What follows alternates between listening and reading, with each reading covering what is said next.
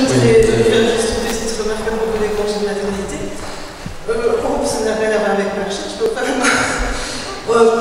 on voit les carrières professionnelles des gens, on voit que aussi bien les femmes que les hommes peuvent avoir des périodes d'absence pour différentes maladies ou accidents. Et on ne fait pas tout un problème parce que quelqu'un doit être écarté de son travail pendant 3 mois parce qu'il s'est cassé une jambe, je ne sais pas. Et donc je pense qu'en général, on pointe toujours, on met en avant le problème des congés de maternité des femmes, c'est vraiment comparable à bien d'autres motifs d'absence qui touchent également les deux sexes. Donc je pense qu'on exagère le frein, enfin je veux dire on exagère aussi dans les entreprises, hein, le problème que ça peut représenter de devoir engager des femmes parce qu'elles ont forcément 1 ou 2 congés de maternité. Et puis alors il y avait un mot que monsieur a prononcé qui me pose toujours question, c'est le fait de dire que est-ce que les femmes ne seraient pas plus douées pour les activités interdisciplinaires. Quand on entend douée, on se demande si c'est pas toujours encore la vieille racine biologique et naturelle qui ferait que, comme dans le professionnel, on engage des femmes pour faire des métiers où il faut faire un petit peu de tout. Bah, là, c'est en sciences peut-être, mais c'est quand même toujours la possibilité de faire 36 choses en même temps.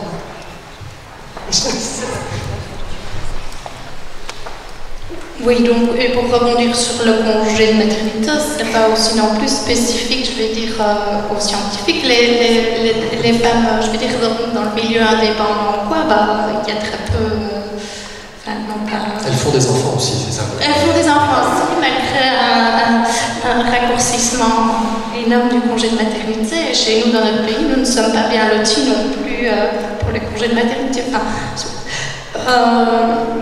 Et sinon, dans l'interdisciplinarité, moi, dans ce que je vois dans les sciences, que je fais des recherches sur les métiers, etc., on renforce quand même toujours, justement, qu'il faut, je vais dire, de tout, enfin, tout le monde. Donc, je ne vois pas très bien pourquoi les femmes iraient plus d'un côté que l'autre. Enfin, Non, j'ai pas vraiment grand-chose à rajouter, si ce n'est que dans l'autre volet de la recherche que je n'ai pas présenté, on a interrogé aussi des étudiants, des élèves qui avaient eu des trajectoires scolaires atypiques, notamment des étudiantes en sciences qui avaient eu une trajectoire scientifique. Et simplement dire que elle disait, ces étudiantes-là, qu'elles anticipaient effectivement une particulièrement grande difficulté à combiner vie de famille et travail dans un métier scientifique pour ce type de raison, notamment pour le scientifique. Tania Maïkovski, inspectrice Internet. Ici, je voulais peut-être simplement venir en renfort à ce que monsieur disait concernant les congés de maternité. Donc, je crois qu'il y a certains métiers, quand vous arrêtez, que ce soit pour un congé de maternité, un congé quel qu'il soit, quand vous reprenez votre métier, à la limite, vous le reprenez là où vous l'avez déposé. Tu peux comme un tricot. On tricote, on dépose, on vient 1 heure après, 1 jour après, on reprend là où il est. Il y a d'autres métiers où dès que vous décrochez pendant plus d'1 an, il y a beaucoup de choses qui se passent. Donc revenir et réintégrer, ça peut parfois s'avérer beaucoup plus difficile. Je pense que c'est peut-être une explication. Daniel Dobry, institutrice primaire. Moi, je voulais jeter un regard sur la maternité pour à monsieur. Personnellement, et j'ai eu beaucoup de collègues qui ont dit la même chose, au moment où on devient maman, on est une autre enseignante. Je n'engage que les mères, mais c'est vrai qu'on voit l'enfant sous un autre jour et on le considère comme un être à part entière, on n'a pas toujours au début de carrière. Parce qu'on a souvent le défaut de croire que l'enfant a la même façon de penser. Et ce n'est pas vrai. Je me souviens de mon prof de psycho qui disait toujours le don de l'enfance, se mettre au niveau de l'enfance, c'est le premier critère. Brigitte Bourbuy, d'Observatoire national supérieur. La question que je pose, c'est si vous aviez, dans le cadre de votre étude, examiné une 4e école, est-ce que vous n'auriez pas eu un 4e modèle? Probablement. Donc, comme je vous le disais, on a construit à partir de ces écoles des modèles types, mais qui, je le disais, qui ne prétendent pas du tout couvrir l'ensemble de ce qui peut se passer dans les écoles. C'est pour ça que j'ai intitulé l'intervention étude de cas. La prétention n'était pas d'aller au-delà, donc de simplement suggérer de dépasser un tout petit peu les cas pour pouvoir monter d'un niveau de généralité, on va dire, et de resituer les influences potentielles des conditions d'enseignement. Mais oui, peut-être. Oui, peut-être. Voilà, moi je travaille en centre PMS et je voudrais féliciter les travailleurs et les chercheurs qui nous ont amené de très belles conclusions aujourd'hui.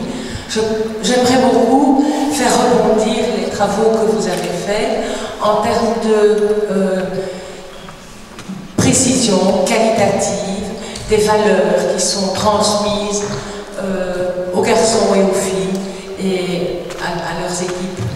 Je viens de passer 2 mois et demi maintenant avec des parents de 6e primaire à les informer de ce qui se passe dans l'enseignement secondaire. Et ce sont des sujets qui ont été abordés.